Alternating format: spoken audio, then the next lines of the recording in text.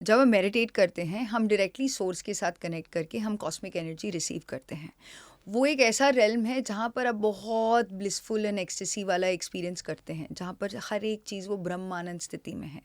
जब हम आंखें खोलते हैं, तो फिर जो भौतिक स्तर पर, जो फिजिकल रियलिटी में जो फोर्स फील्ड में हम जी रहे हैं, वो एनर्जी के साथ हम फिर हमारा इंटरेक्शन शुरू हो जाता है।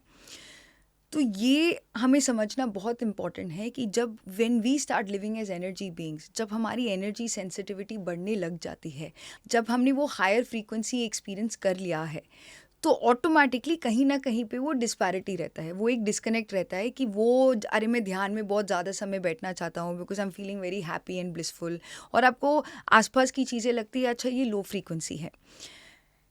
एक बहुत ब्यूटीफुल बुक है spiritual growth by Sanaya Roman. एक चैनल्ड बुक है। वो ओरायन करके एक स्पिरिचुअल मास्टर है सनाया के, जो उन्होंने चैनल करके पुस्तक लिखी है। इस बुक में बहुत इंटरेस्टिंग टॉपिक है विच इज़ बिकमिंग ट्रांसपेरेंट। यानी कि हम जानते हैं सब कुछ एनर्जी है, हम जानते हैं कि आस पड़ोस में बहुत सारी चीज़ें हैं जो लो फ्रीक्वेंसी इमोशंस, बिकॉज दुनिया में हर प्रकार के इंसान रहते हैं एंड हर एक का इमोशनल स्टेट, हर एक के जीवन में जीने का नज़रिया, अंदाज, उनके सोल प्लान में, सोल एवोल्यूशन में वो किस स्थिति में है, वो अलग अलग रहता है। बट जब आपने चुना है एक कॉन्शियस लाइफ, यानी कि उस स्थिति में जीना कि मैं जानता हूँ कि मैं सिर्फ ये शरीर नहीं हूँ, ना मैं सिर्फ ये बंडल ऑफ थॉट्स नहीं हूँ, I am a more powerful being, मैं एनर्जी से हर एक चीज़ पर्सपेक्टिव से देख रहा हूँ अपने जीवन को। तब आप रियलाइज़ करते हैं कि इस वर्ल्ड में जो भी चल रहा है उसके प्रति आप ट्रांसपेरेंट हो सकते हो। आप इसको डिटैचमेंट भी कह सकते हैं, but this is a more deeper experience of detachment. आपको हर एक चीज़ के साथ इंटरेक्ट करना है।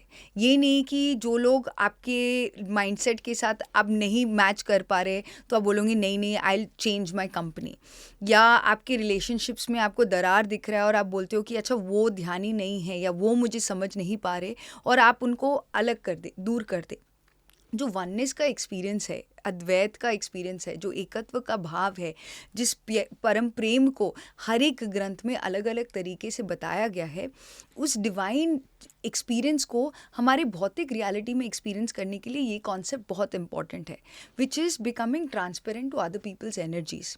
जब दो energy force field same interact करती है, फॉर एग्जाम्पल ऐसे हो सकता है कि आपके पास ऐसे दोस्त हैं जिनके साथ आप हैंग आउट करते हो तो आपको बहुत अच्छा लगता है, वो बहुत अच्छी अच्छी बातें करते हैं, मे बी आपको ध्यानी दोस्ती बहुत पसंद है बिकॉज मॉर्निंग के मेडिटेशंस के टाइम पर जब हमारे ज्ञान सत्र होते हैं आप बहुत एंजॉय कर रहे हो, आपको यही कंपनी में बहुत अच्छा लग रहा है।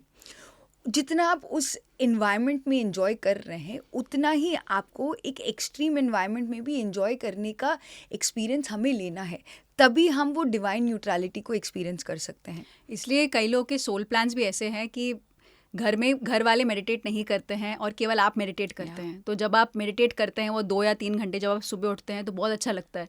लेकिन जब एक normal day to day life में कई लोग ड्रेड करते हैं कि अरे यार मुझे मेरी फैमिली तो समझती नहीं है, मुझे नॉनवेज बनाना पड़ता है, या आसपास के लोग मेरे जैसे नहीं है, वो कंप्लेन करते रहते हैं, गुस्सा करते रहते हैं, ऐसे फिल्में देखते हैं, ऐसे टाइम स्पेंड करते हैं जो मुझे बिल्कुल पसंद नहीं है। तो इवन जब आप स्पिरिचुअल कॉन्सेप्ट जानते हैं, inner child healing, past life regression, आप ये जानने लगते हैं कि ओह मैंने जो मेरे बचपन में मुझे ऐसे ट्रीट किया गया है, तो आप गिल्टी फील करने लगते हैं कि नहीं ये जो उन्होंने किया मेरे साथ गलत किया, उन्होंने मुझे इंग्लिश नहीं सिखाया, उन्होंने मुझे गवर्नमेंट स्कूल में रखा इसलिए मुझे इंग्लिश नहीं आती है। स्पिरिचुअलिटी ये नहीं है कि हम एक निर्वाण स्थिति में ही जिए और आसपास के लोगों से कोई कनेक्टेड ही ना फील करें। स्पिरिचुअलिटी ये है कि संसार में रहते हुए, आपके आसपास आपके फैमिली मेम्बर्स के साथ रहते हुए आप एक निर्वाणिक स्थिति में जी रहे हैं। आप जानने लगते हैं कि आसपास जो भी आपके लोग हैं, आप जिस घर में रहते हैं, जिन लोगों के साथ आपको समय बिताना पड़ता है, और यही चीज़ एक्चुअली एवोल्यूशन है कि आप जब रिकग्नाइज करते हैं, अवेयर हो जाते हैं कि यस ये मेरा प्लान है, मैं इसके साथ अब आगे बढ़ कैसे सकता हूँ। जब आप डिटैच हो जाते हैं, आप उस सोल प्लान को बीच में रोक देते हैं कि आपने जो चूज़ किया है उससे सीखना क्या है। अगर हम बिना सीख के आगे बढ़ जाते हैं, डिस्टेंस कर लेते हैं, वो सही नहीं है। समझते हुए आगे बढ़ना और उनको साथ लेके जाना। अगर साथ आना चाहते हैं तो आप फोर्स नहीं कर सकते किसी को भी स्पिरिचुअलिटी में। अगर वो आपके साथ आना चाहते हैं तो वेल एंड गुड, नहीं आना चाहते तो आप अपने पाथ को कंटिन्यू करें। बट येस, जब हम उनके साथ रहते हैं, एक इन्वायरमेंट में रहते हैं, तो कहीं अलग अलग तरीके से हमारे अलग अलग सोशल ग्रुप्स होते हैं जिनमें हम इंटरेक्ट करते हैं।